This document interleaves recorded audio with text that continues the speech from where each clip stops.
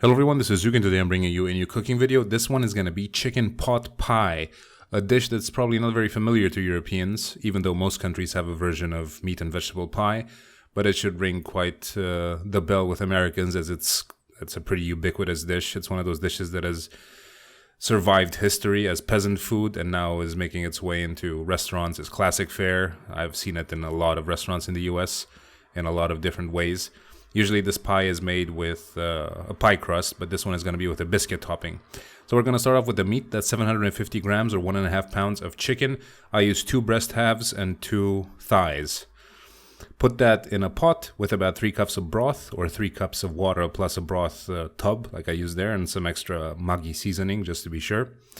And put that on the stove on medium heat. It's going to boil for about 10 to 15 minutes just until the chicken is done.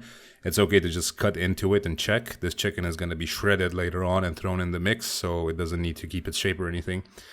Now we're going to make the topping. As I said, this is going to be a biscuit topping. Not biscuit as in cracker, but biscuit as in American biscuit. So you're going to start off with about 2 cups of flour or 300 grams, to which you're going to add 2 teaspoons of baking powder, 3/4 of a teaspoon of salt, just a couple of sprinkles, half a teaspoon of pepper, or just a few grinds, however much you want, up to you. A pinch of cayenne pepper if you're into the spicy stuff, and 6 tablespoons or 90 grams of very cold butter, as cold as possible. Preferably don't use margarine or any other crap, but just go for butter. Or you can use half butter, half lard as well. Put your hand in there and squish the butter until it breaks apart into smaller clumps. It doesn't need to be completely integrated. This can also be done in a food processor with a couple of pulses. And now we add the Parmesan, which is about half a cup or 30 grams. Not much. Grated on a fine grater, preferably. And next up is the liquid. We're going to be using heavy cream. So you need about 3/4 of a cup of that plus 2 tablespoons. And in grams, that's about 190 for us Europeans who don't have the whole cup thing going on. Mix everything together, put your hand in there after it's somewhat mixed in, and just bring it to one solid mass. This doesn't need to be kneaded at all. It just needs to be brought together into one solid mass, basically, as I said. And start breaking it apart into irregular clumps on a baking sheet. This is going to be baked in a 450 degree Fahrenheit or 230 degree oven for about 10 to 12 minutes. It doesn't need to be completely cooked as this is going to be baked again. And now we're going to start working on the vegetable base. Vegetables is going to be 1 medium onion, finely diced. This is a very classic vegetable mix. It's called a mirepoix. Is the base of a lot of French dishes. It's onions, carrots, and celery. So just 1 medium onion there, finely diced as I said. And next up we're going to have a couple of carrots, which you just split lengthwise and then thinly slice. We're going for a couple of larger carrots. So if you just got small ones, use 3 of them. After the carrots, it's going to be the celery. 2 ribs of celery split into 4 lengthwise. And this needs to be very finely diced. The celery has quite a strong taste. And if some of the chunks don't cook down, it's going to be very pungent. So just split it into 4 and finely chop it, as you see me doing there. And that's basically going to be it for the vegetables. Well, not really. We're also going to have about half a kilo or a pound of regular mushrooms, champignons or button mushrooms, which I'm going to start cutting in a second there. Once the chicken is done, take it out and put it into a bowl to cool off. Don't need to cover it or anything. It just needs to cool down a bit. And we're going to be straining the broth, so do not throw away the liquid which it's been cooking in. This is going to be the base of the sauce, so please do keep it. Just put it through a fine mesh strainer and to it add 1 cup of milk and set that aside. As you can see, this is a dish that's going to require quite a few bowls, so preferably take out whatever bowls you have in your house and you're most likely gonna be using them here. So after this whole nonsense is done, start slicing the mushrooms. Don't slice them super thin, just like a medium slice. So if you buy half a kilo of mushrooms, the recipe requires less, but if you peel them and take out the stems, you're going to be left with about 350 grams, and that's pretty much how much you need. But to be honest, you could just add more. It doesn't really matter. So once you've sliced the mushrooms, take out your biggest pot you have, throw in a couple of tablespoons of oil, and add your vegetable mix, not the mushrooms, just the first three veggies. Throw in some salt and pepper. I'm using Maggi as always. Maggi is like my universal seasoning for everything. This needs to cook for about 7 to 8 minutes, covered over medium-low heat, I'd say. Do stir it once in a while, because even if they give up a lot of liquid, there is a chance that they might burn after 10 minutes of uninterrupted cooking. So just mix it there until it starts steaming, and then put the top on and forget about it for 8 minutes, checking about once or twice, preferably throughout. Once the veggies are done, there's no need to check them. They're going to be done anyway, guaranteed. Take them all out, throw in 2 more tablespoons of vegetable or canola oil, and throw in your mushrooms.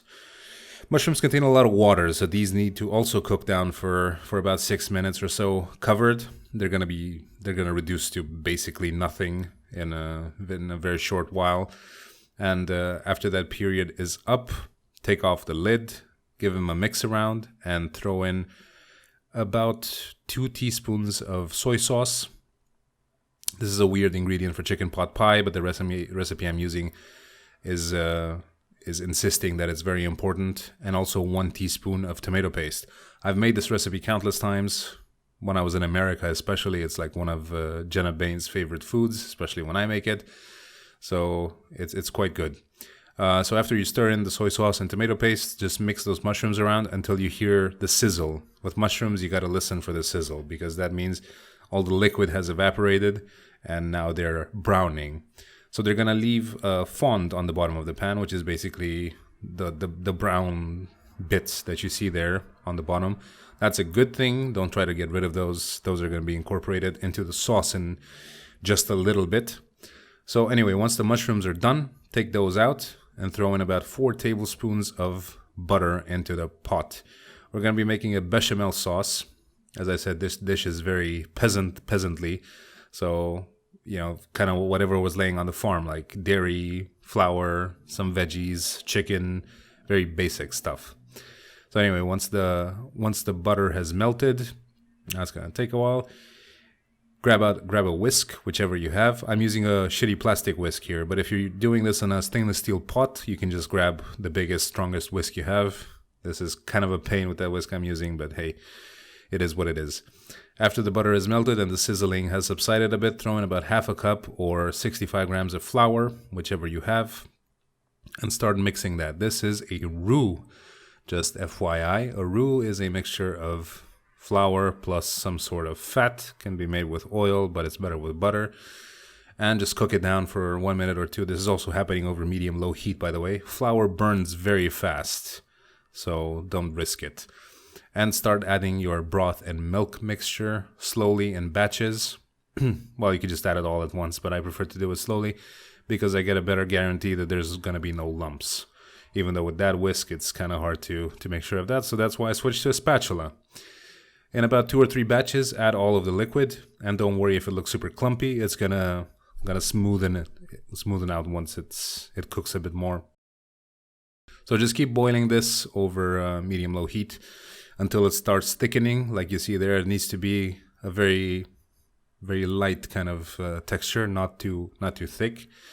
And once it's done, stop the heat. Throw in about 2 tablespoons of chopped parsley, finely chopped parsley, and a couple of squirts of lemon juice, about a teaspoon or 2 or so.